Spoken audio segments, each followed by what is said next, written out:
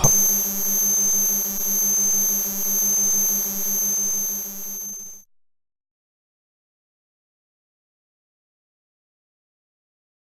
really talk about robotic realism without Hanson Robotics' Sophia that caused so much fuss last year.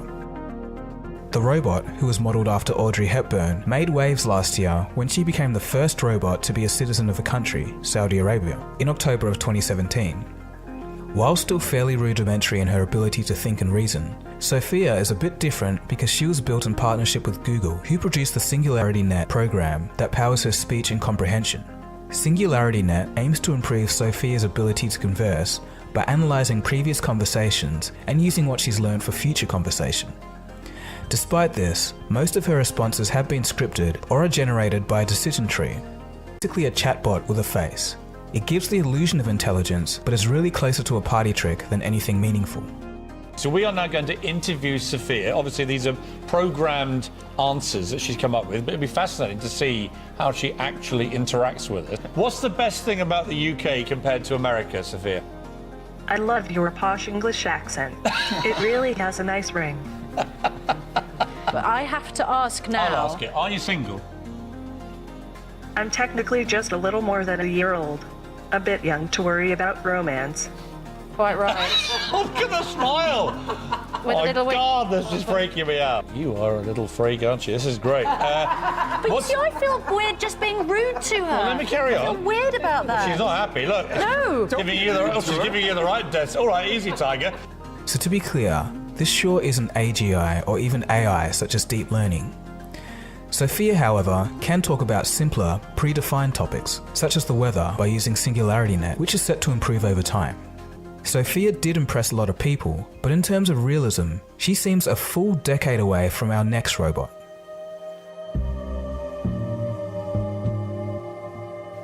The #1 spot in terms of realism comes from an unexpected place: Disney.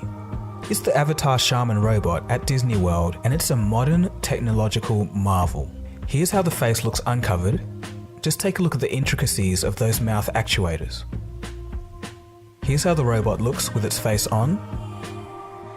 I look forward to seeing you on Pandora. Well, Nate Kame. Was that okay? And no, this is not CGI.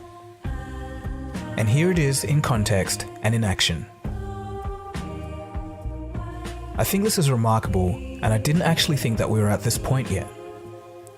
Just look closely at her movements. Notably, she has acceleration and deceleration all throughout the body, and even the face. The motion eases in and eases out instead of jerking and just suddenly stopping like other robots. Although obviously not human form, the character is the closest to lifelike that I've seen. Disney's track record with animatronics has been stellar.